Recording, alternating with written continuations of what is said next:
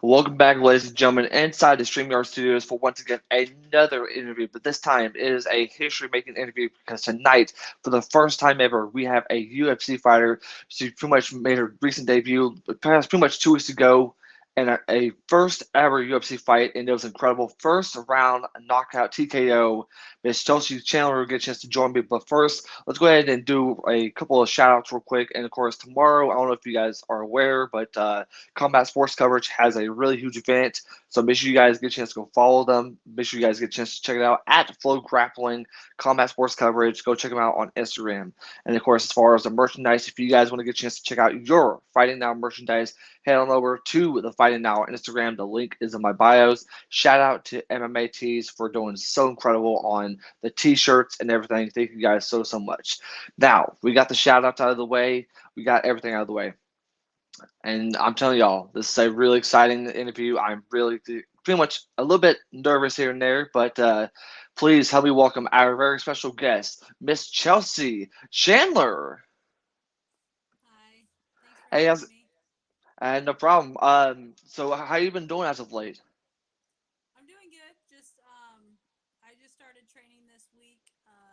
I rested last week, and yeah, I'm getting back on the boat and training for my next fight. And I don't know when that's going to be, but hopefully soon. Absolutely, absolutely. So real quick, I can barely hear you just a little bit. I don't know if something's Okay. covering them.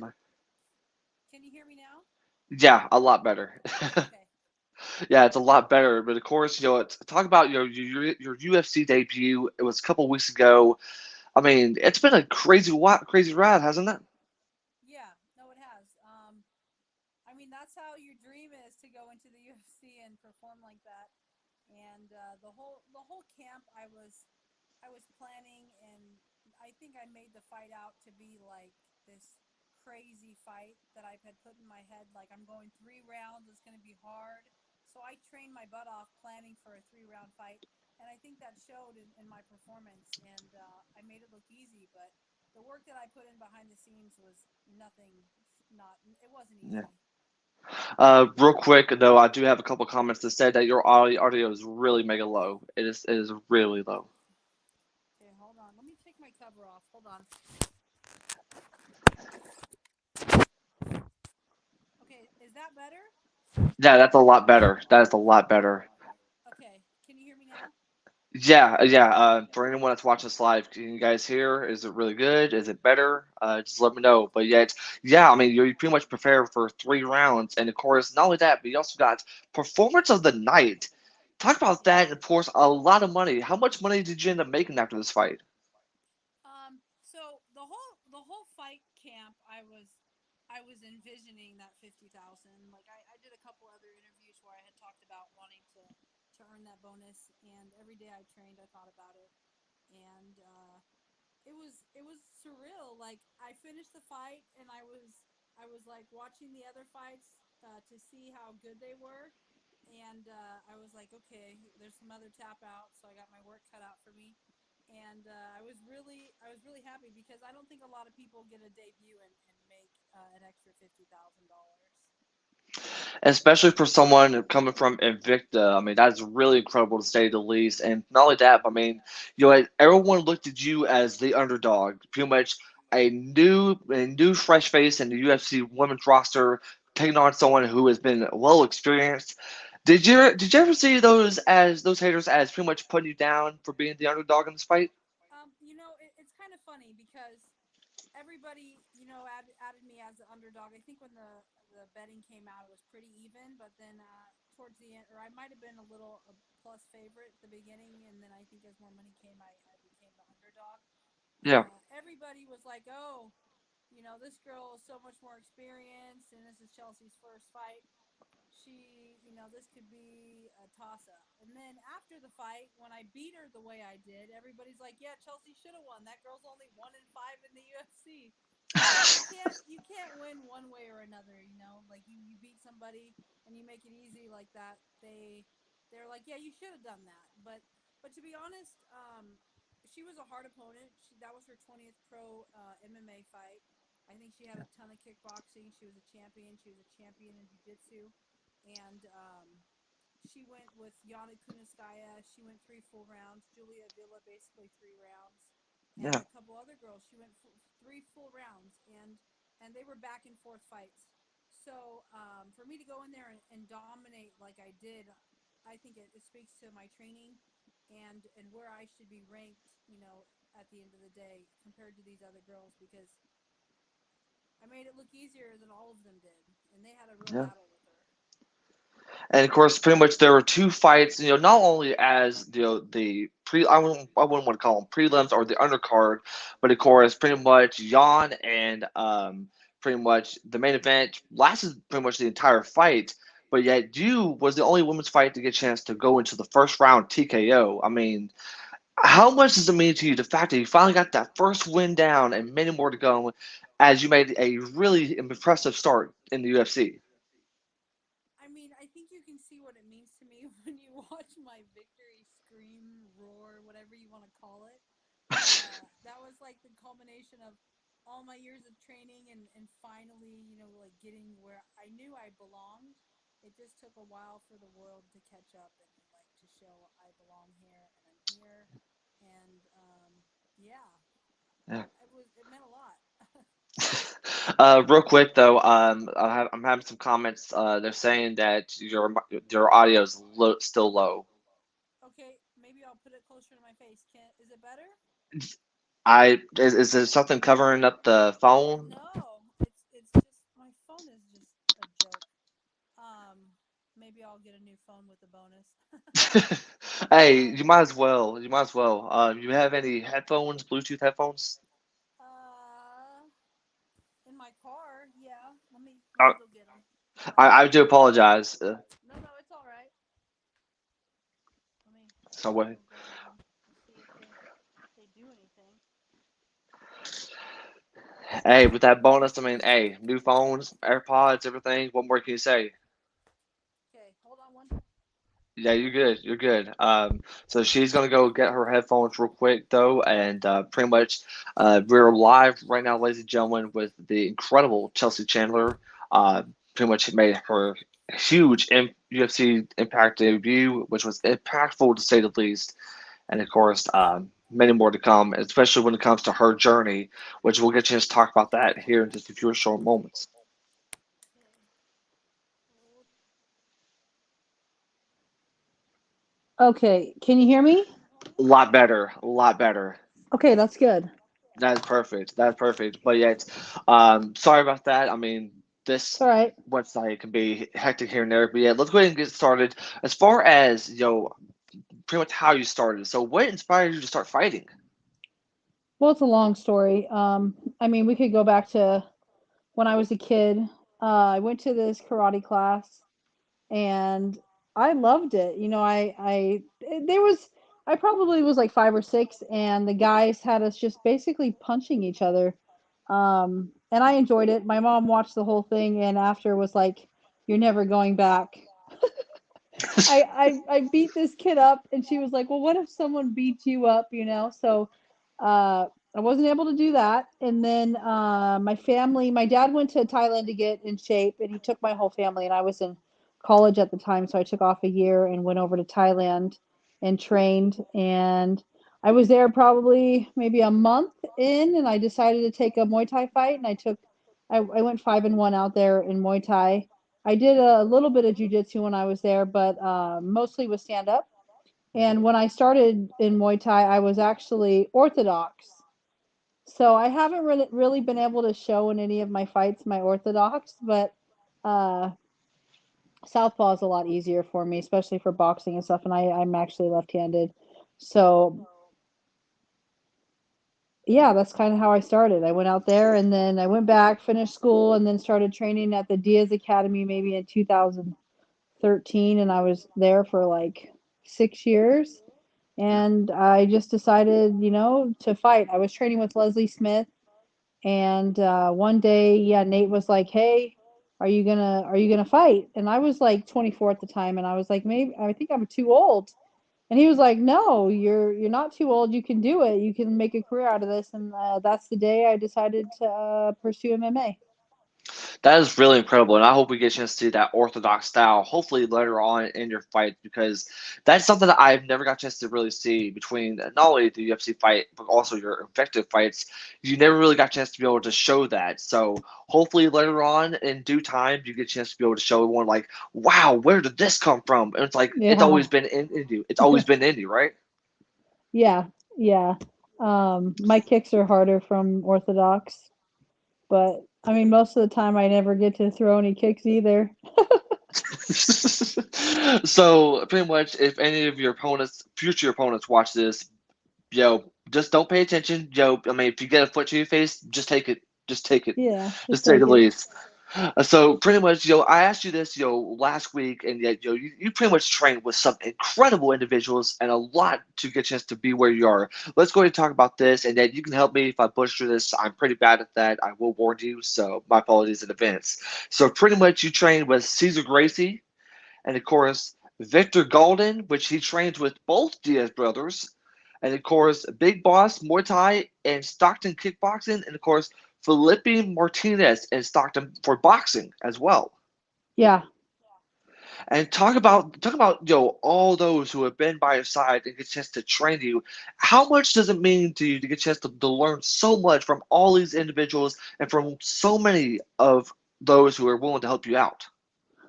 It's nice, training and being a martial artist is always learning and taking what people teach you and turning it into your own. And I think I've always been able to do that, take pieces from everybody that I've trained with and kind of make it my own and merge it and see what works for me and what doesn't. Because at the end of the day, when you're a fighter, everybody's not a cookie cutter the same. I mean, unless you're going to these wrestling schools where everybody does the same thing, you Yeah. see that a lot with some of these MMA fights, like kick, punch, push, jump back, kick, push, jump back. So just being able to express myself and to learn from all Big Boss Muay Thai, Felipe Martinez, Victor Galden. He's taught me sambo and jujitsu. It's kind of that's what sav jujitsu means. It's like savage jujitsu, but it's mostly for sambo and jujitsu and kind of bringing them together. He Yeah. trained under Caesar Gracie and Val Ignatov, so so learning from him, I got kind of a mixture. So you got like the Khabib sambo stuff, and then you have it with the gentle art of jujitsu. So I get like the best of both worlds because sambo is very violent and it's very brutal, and then you get jujitsu, which is supposed to be the gentle art. So being able to mix those, I think, has shown a lot in my game, but I don't really get to show it that much because in a fight, like I've learned, stay on top at all costs, and I don't get to really like show my jujitsu side, but Yeah. yeah, I got to show it a little bit this fight. I mean, pretty much it totally did, especially with the ground and pound and the TKOs. I mean, you got just to work on the ground just a little bit, to say the least. And hopefully here later on soon, and that's something I noticed about your fights, that we never really got a chance to see you work on the jiu-jitsu at all in any of your fights. So I'm hoping that maybe next fight, cross my fingers, we'll get a chance to see how your jiu-jitsu goes into your next fight. Yeah, yeah, we trained a lot for this girl, and I did a ton of jujitsu for this fight, but I mainly trained to keep it standing, but I really wasn't too worried if it went to the ground. Yeah, absolutely. And of course, you mentioned both Diaz brothers. Have you got a chance to train with them as well? Yes, no, I've trained with them both. Yeah, they're great. I mean, they learned from Caesar Gracie, and they've been training for a long time.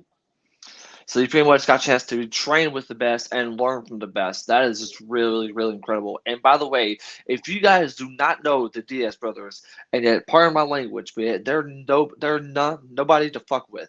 They're the individuals you do not want to fuck with. Trust me. Look at who was it? Nate's last fight against Ferguson. Man, and of course he goes steps into the octagon against guys like Conor McGregor. Trust me, when it comes to her and the Diaz brothers, these individuals are not the ones you guys want to mess with, to say the least, for sure. So when it comes to the training side, I mean, there's a lot of different aspects when it comes to training, the weight cut, pretty much the mental game. But yet, there's a lot of great things about training, but yet there's always the ones that you pretty much struggle with when it comes to training. So from your own perspective, what's been the hardest part about training?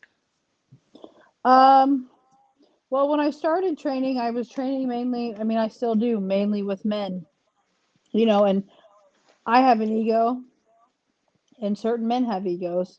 So just learning how to navigate the waters, because I've been injured by a lot of men. And it's like you're going in there and you're going tough and you're going strong and you're like, I'm going to keep pushing. I'm not going to pull off. You know what I mean? So learning how to figure out the guys that have egos that are really in there trying to hurt you and calling them out on it or just avoiding them.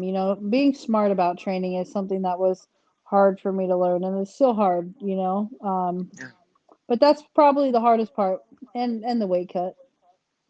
And not only that, but also about the mental game. I mean, how do you feel as far as the mental side of things when it comes to training and when it comes to before or even after the fight as well? I like the saying, if you enjoy what you're doing, it's not a job. I train like it's my job. I enjoy it though, so it doesn't feel like a job. I train every day, and my life is basically around martial arts. I don't really have a social life. I don't drink.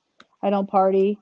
So I wake up and I train, and that's training is life. So yeah.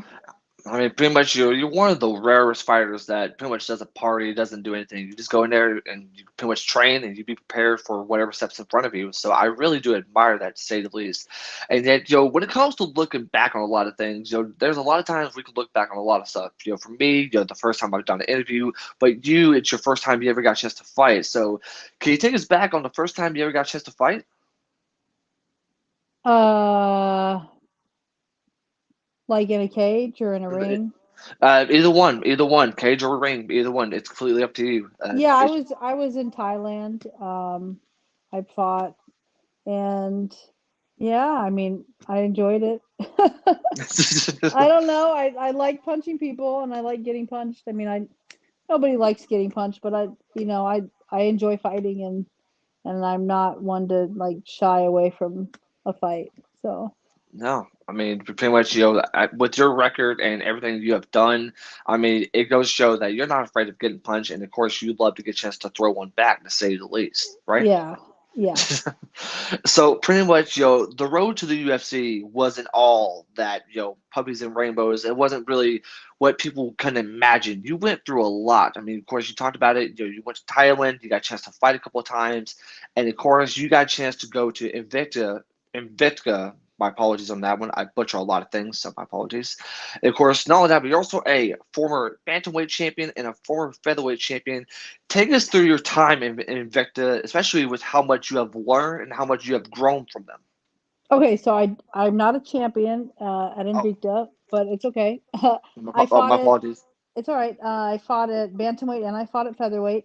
But I mean, you could say I am the bantamweight champion because I just took out Julia, who was the bantamweight champion, and I did it pretty easily. So I guess we could call myself the bantamweight champion of Invicta. um, yeah, I never really had an amateur record. Like all my Muay Thai fights in Thailand were pro too. Um, so when I was here, I couldn't find any fights. I couldn't find anybody to fight me. Nobody would say yes. So luckily, Invicta signed me, and I had all my pro fights there. And Invicta is such a top tier organization that when they offer you a fight, you don't say no. I feel like there's a pressure on it, like getting on the show. So it was a lot easier to get fights. Yeah, and of course, not only that, but I mean, of course, I've always talked to like a lot of pros and of course a lot of amateurs on how they feel when it comes to fight cancellations or even, your opponent backing out.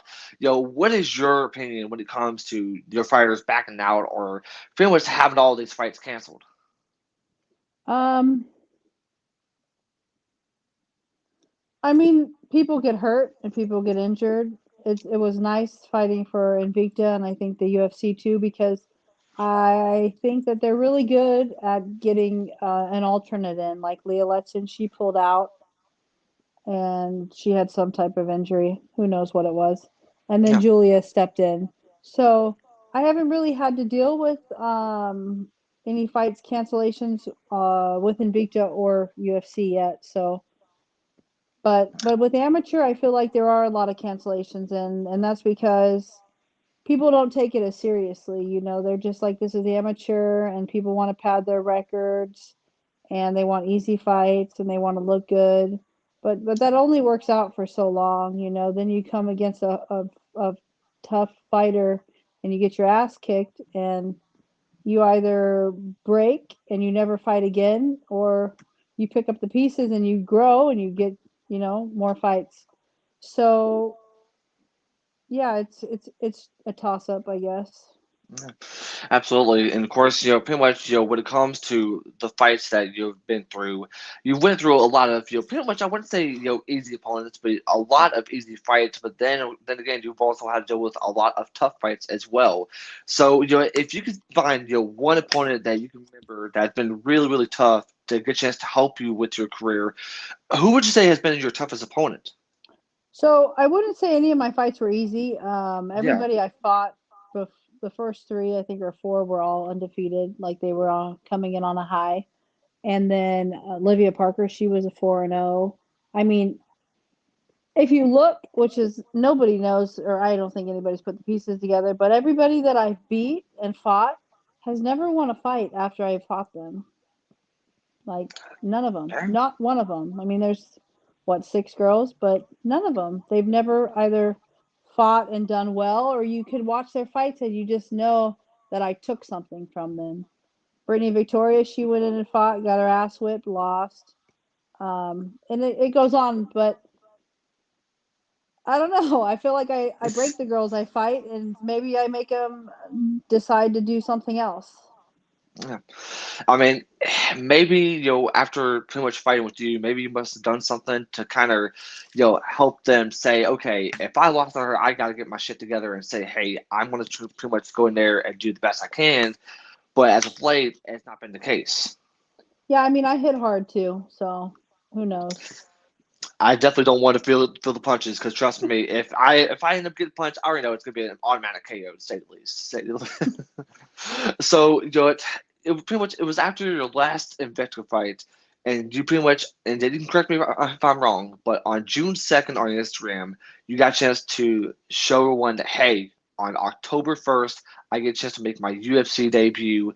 Talk about what was going through your mind whenever you got a chance to finally make that huge announcement. And did you ever felt like it was, finally, now is the time for me to go to UFC? Yeah, I knew for about, I had a 4 month camp, so I knew about this for like maybe a month before. I think April, May, yeah, end of May. Yeah, I think I knew for a couple weeks before it got announced, and I was just waiting. I was like, well, who's gonna announce this? And then the Leah Letson's people announced it. I was like, oh, okay, well, I can announce it now. So it was nice. It was really nice, and I was actually excited to fight a southpaw because I'm a southpaw, and I've trained with Nate, I've trained with Nick, and I've trained with a ton of southpaws, and I actually think I'm better at fighting southpaws. So I wanted to be able to finally fight a southpaw, and then she pulled out. So yeah, I was excited about the matchup, but I mean, I got Julia, which was, I think, even better. So it worked out. I mean, hopefully in the next fight you will get a chance to fight a southpaw because it seems like that when it comes to those types of fights, always brings the best for you and it always makes things fun for you in the cage to say the least, right? Yeah. So pretty much now that you're in the UFC, there's always been a lot of different things after your last, pretty much your first fight. Is that what are the goals? Who are you going to fight? But let me go ahead and ask you this first one: is that what are some of the goals you want to get a chance to accomplish while you're in the UFC? I like setting one goal at a time or things like that. So my first goal was to win the bonus and do a really good job for my first fight, and I did that. Second is to get the belt, and depending on what the UFC wants to do, I really hope they let me fight at 45 because I'm better, I'm faster, I'm stronger at 45, and I know I can knock chicks out at that weight. I mean, I can do it at 35 too, but um, I just think I can hang with the best, and I think I hit as hard, if not harder, than Amanda Nunez. And at 45, it's 2, 3 fights away. Or I could go to 35 and cut weight all the time to fight the same person, which is, I think, frivolous. But yeah. I mean, pretty boring to say the least, because you don't want to keep fighting the same person over and over and over, and then you're looking at the UFC and like, come on, can you please give me somebody different, right? Yeah, I mean, yeah, I hope. I mean, there's a couple girls at 45 I could fight, so we'll see what they do. We'll definitely see. And when it comes to those girls at 45, I mean, there has to be, I don't know, a list or pretty much a couple individuals that you want to get a chance to fight. So, is there anyone that you're looking forward to hopefully get a chance to fight next? Well, I mean, I called it out in my post fight. I said Norma Dumont, but I mean, if we're going to 35, Yana Kunitskaya, I think she's ranked number 6. She went 3 full rounds with Julia Stolyarenko, and that was a back and forth fight. And I think I take her out, So honestly, anybody they give me, I'll fight. But those two names I think are big on the list. Yeah, exactly. And real quick, I definitely want to get your thoughts on tomorrow night's UFC Fight Night that'll be happening tomorrow night. Pretty much once again, Fight Night in Las Vegas once again, and of course, I want to get a chance to talk to you about the two big matchups that's going to be happening. One being on the undercard, and of course, the other one being on the main card. Pierre Rodriguez taking on Sam Hughes. Is there anyone that you see potentially winning out of this fight? Sam Hughes, that's the girl. Who's the girl she fighting? Who's she Uh, fighting? P- Pierre Rodriguez, and by the way, Rodriguez is undefeated. What does she look like? Do you have a picture of her? I wish I could be able to show the picture, but with the StreamYard, it wouldn't let me. But I know I've seen a couple of Sam Hughes fights, but the other girl at the moment I can't even. I mean, I yeah. I really don't pay attention to people that aren't in my weight class. I But mean, it's worth a shot. I mean, yeah, no, we could talk about the main event though. I know a little bit about those girls. yeah, and of course, Alexa Grasso taking on. I'm trying not to butcher the name. Oh my gosh, it's Viviani Araujo or whatever. uh, Yeah. The yes, reason I know yes. about her is because she fought at 35 and she knocked out, I think, Talia or something in Brazil. She did really good. Um, a lot of muscle, and Grasso is more of a Mexican style boxer. So Yeah. I think Grasso and her camp, it looks like they've been doing a ton of jujitsu and stuff, and I think she tapped out Joanne Calderwood recently. So I think she goes and gets the win. To be honest with you, Alexa Grasso, Yeah. Viviane Araujo, she moves around, she's fast, but I think Alexa Grasso is a little bit more well rounded and has a bit more experience on the scene than she does. That's going to be a really fun main event to watch. I mean, that is going to be an incredible one. I mean, the last time we got a chance to watch the UFC Fight Night, it was Mackenzie Dern taking on Jan, and Jan pretty much pull off the surprise win over Mackenzie Dern, especially when it comes to the ground game and, of course, the striking. A lot more to get a chance to talk about when it comes to Miss Jan on there. Yeah, Jan, I've been training with Game Fit. He's out in Sacramento. I do my cardio there, and Jan trains with him too. And he's not, it's not a joke, he's pushing you. He kicks my ass on a daily basis. So I knew that she would go in there in shape, probably in the best shape of her life. And if you're in good shape, you can usually kind of out wrestle the jujitsu person if you've been doing a lot of wrestling. So I expected her to win that fight. Absolutely.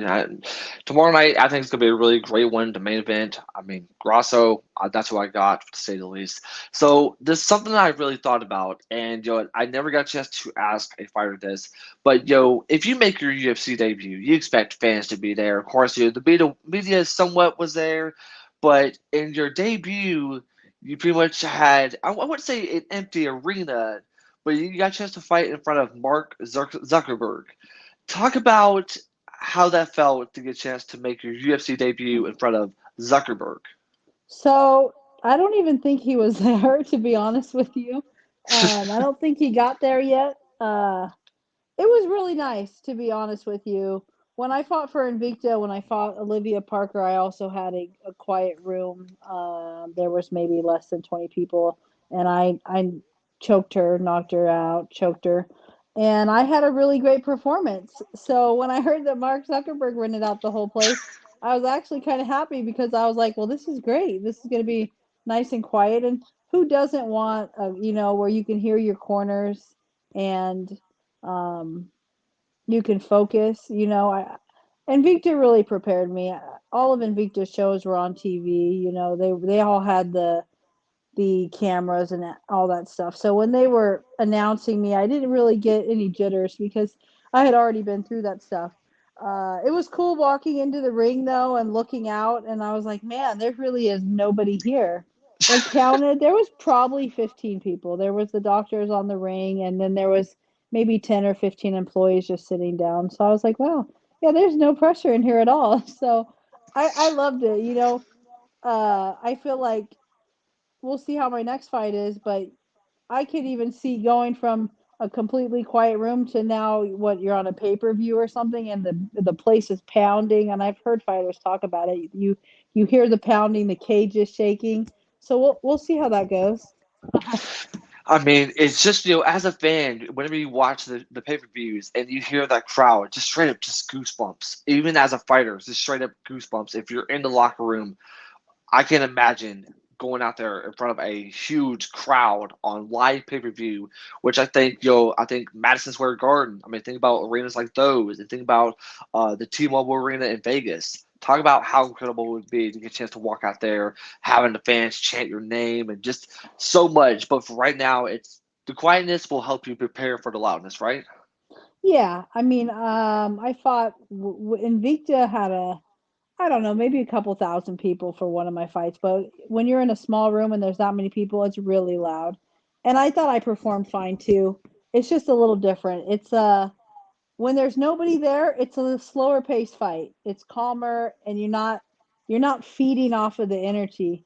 But when there's people there screaming and yelling, you're like trying to keep up with the people screaming and yelling. So I think it's a little bit of a faster paced fight. So yeah, we'll see what happens if I'm going to be fighting at the Apex next or a bigger card. Crossing my fingers that you actually get a chance to fight in a bigger card because after that debut, I don't see why not. I don't see why not. You get a chance to be a part. At least get a chance to be a part. Either if you're on the main card or the undercard, just give you a shot to say, "Hey, let me hear that crowd," even though the crowd will be larger than the coach at one point. Yeah, yeah, the whole time. Oh Lord. So real quick though, and once again, ladies and gentlemen, History Night here on the StreamYard Studios live on YouTube. We have Miss Chelsea Chandler get a chance to join me. And by the way, I think it's been incredible. I hope you're having a great time because I have really one tough question, and this is something I ask all the fighters I get a chance to talk to is that, you know, from the time that you started to where you are now, and later on down the road, once when you get a chance to hang those gloves up, you want to be recognized for something during your time in fighting. We all want to get a chance to recognize as the hard worker, as the toughest fighter, whatever it may be. So while you're fighting right now, what's something you want to be recognized for during your time in UFC? Um, my work ethic. I mean, I train hard and I always try to prepare for everything. So, I mean, there's women out there that are watching and I feel like you don't have to, just going out there and giving my all and showing girls that it's okay, you can be strong and you can be tough and you don't and it's not manly. I don't know.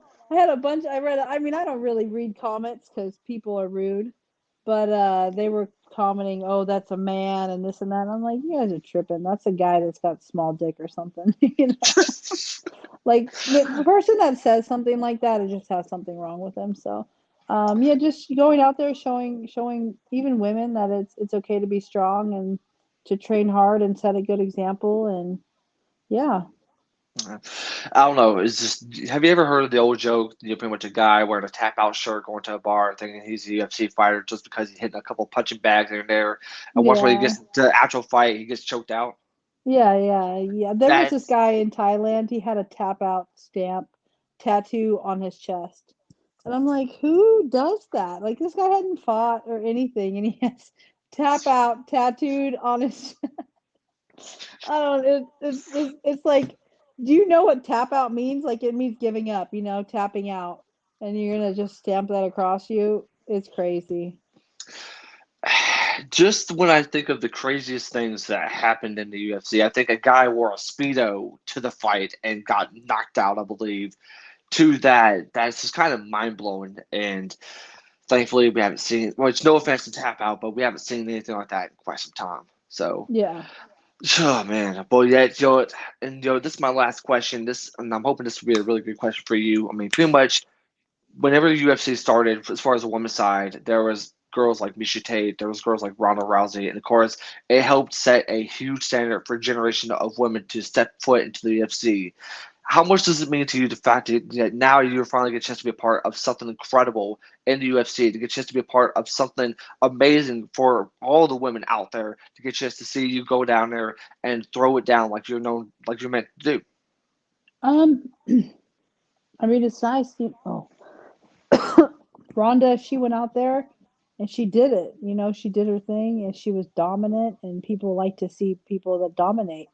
And right now, there's really not that many women that are dominating. I mean, besides Nunez, who got tapped out with no hooks in. Um, so yeah, I feel like it's a great opportunity right now to take over, and there's a lot of openings to carry on with the legacy Rhonda did, and yeah. I mean, pretty much Ronda Rousey becoming the first woman to ever step foot into the UFC Hall of Fame. And of course, it's setting the ground for you, for Nunes, for so many fighters out there. And I'll tell you this, though, whoever steps across the cage from you better be ready, because after your last fight, I know that you got more in store, especially when it comes to the UFC. Yep, they better be ready. Exactly. So, real quick though, Miss Chelsea, I definitely do want to appreciate you so much, because when it comes to getting these interviews, it's always like pretty much saying that, oh, that would never happen. Well, thank you so much for making this whole thing possible. I was a little bit nervous, as you can tell, and I do apologize for the It's stutter. okay. But if you guys want to get a chance to go follow Miss Chelsea, go do so on Instagram at Chelsea Chan 209 on Instagram. I think Twitter the same thing, correct? Yep. And go follow her on Twitter. Go follow her on all social media. And of course, Chelsea, I do this with all my interviews. But right now, I'm not worthy. I'm not worthy. I'm not worthy. Yes. Well, hey, before I really do let you go, do you have any final thoughts and final comments you want to say? No, I'm good. Thank you for having me on your show. Definitely do appreciate you, and I'll let you go. Go enjoy the night. Okay, bye. Bye. That was Miss Chelsea Chandler, ladies and gentlemen. That was an incredible interview. Hopefully, it was incredible to watch. I had a great time, and I'm hoping that she did as well. The nerves are still here and there, but thank you guys so much for taking time out of your busy schedule to get a chance to watch this interview. Once again, guys, I am Jake representing the Fight Now, saying so long, and we'll see you this coming Sunday for more interviews.